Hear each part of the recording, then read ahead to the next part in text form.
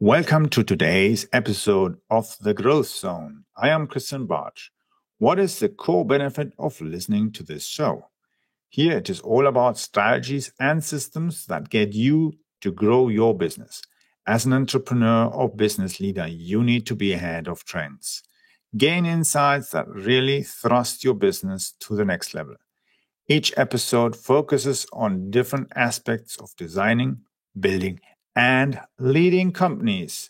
Without marketing, sales, innovation, or funding, you will lack the fire for growth. Without management strategies and systems, you are speeding towards failure. For those who listen to the entire episode, I have a special surprise gift. I'm also working on some great guests that are industry leaders in management, innovation, and marketing. Let's get started on today's episode. Hello and welcome to this episode. Be careful when you are increasing your sales because you might fall into some of the following traps. But before we go into looking at the traps, what's it all about? Now, when you want to increase your revenue, you have to increase your sales, which means as well you have to establish a sales process or a sales kit. You can name it whatever you want.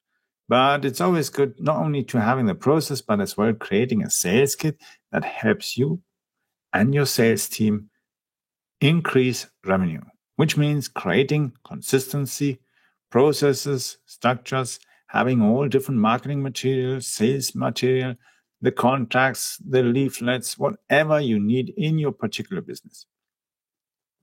Now, the problem is there are different kind of rewards, let's say, because when you sell something, you usually make a deal. You close a deal, you generate revenue, and that's sort of your reward.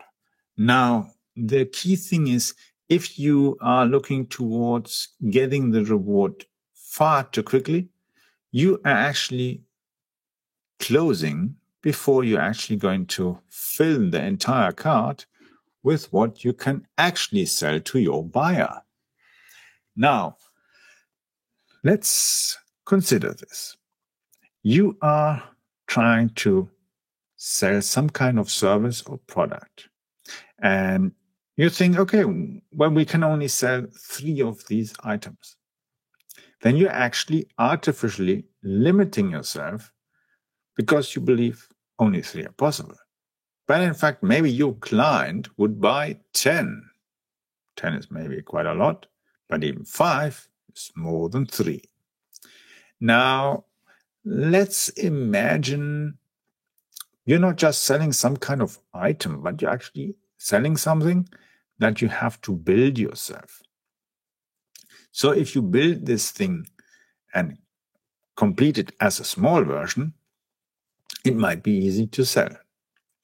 On the other hand, if you build it much larger, it is, of course, more difficult to sell. But if putting the effort and the time, not only building it and selling this more difficult item, it might actually generate more revenue with less energy, with less advertising, marketing, sales, and other kind of items you invest in that deal than trying to sell 5-6 times the same items to 5-6 different clients.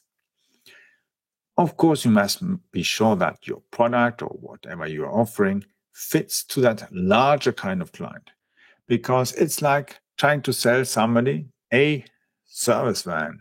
And when you're selling maybe a whole bunch of service vans to somebody who maybe buys 20 or 50 service vans, that's quite a difference.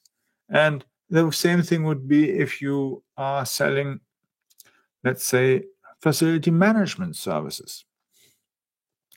If you have a client who only has 10 houses, yeah, it's still quite a good deal. But if you've got somebody who has an entire location with maybe 100 homes, and you can service them, you can do all the window cleaning, the roof servicing, the equipment, everything, even the gardening or whatever, depending on whatever you have in your portfolio as a service that your clients can book and add on to the whole package, then you have a much greater scale of business that you can do with one client.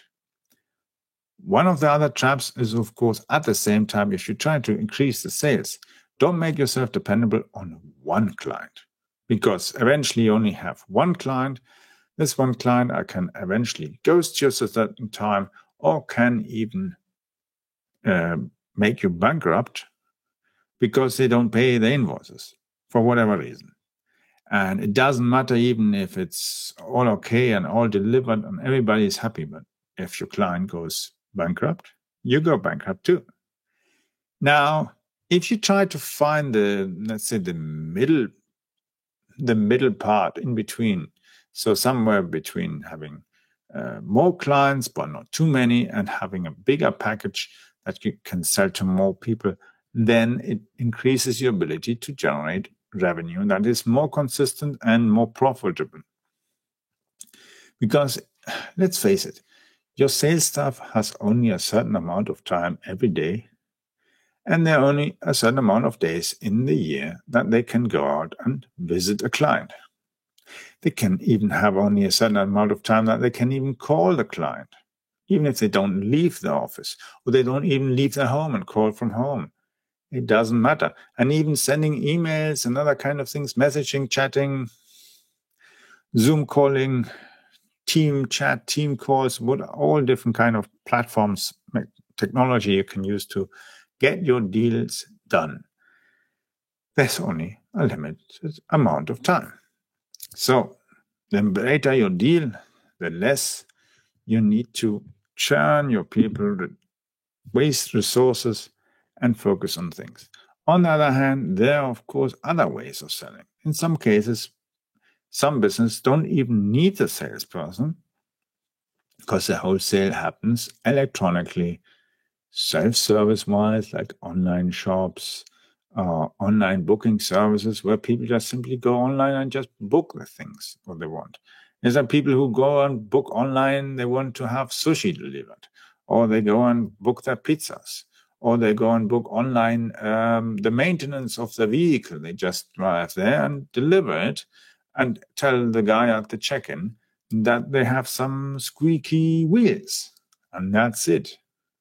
Everything else is done. So there is actually not really a salesperson necessary, maybe just a check-in person, and that's totally enough. Nevertheless, if your business really needs a sales rep, then things are different. And that's why you should always try to create systems and strategies, and as well have all the processes, the documentation, everything that they need, so that they can do their job professionally, focused, and in a manner that afterwards, those who have to then practically deliver whatever you've sold, don't mess it up. Because otherwise, put all your effort in sales, and then the delivery is crap, then it doesn't matter how good your salespeople. Crap remains crap. So try to improve the things first on the sales side.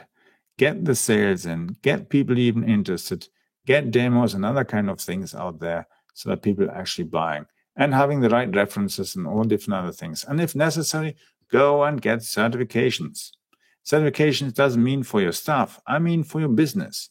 Get ISO 9001 certification, quality management, which means as well you improve your quality.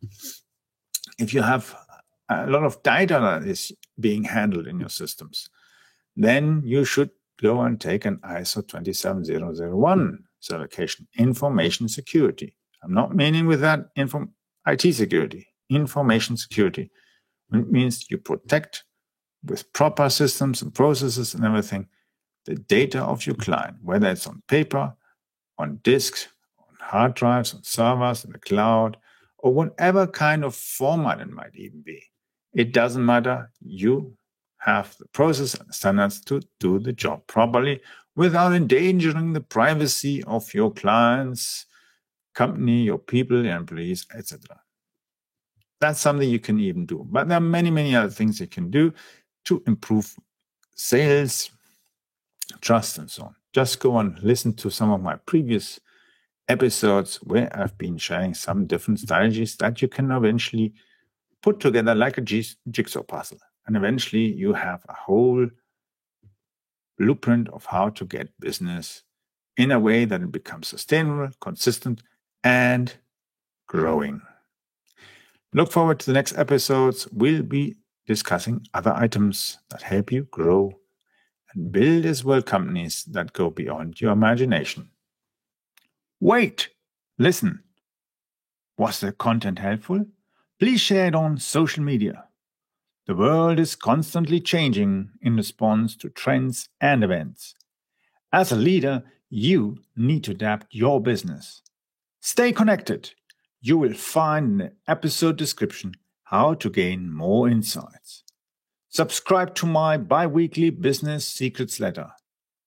Gain access to all updates of my ultimate guide on business growth strategies. These can be applied to your business in the US, Canada, or Europe. Check it out. I hope you enjoyed today's episode of The Growth Zone with Christian Bartsch. Thank you for listening.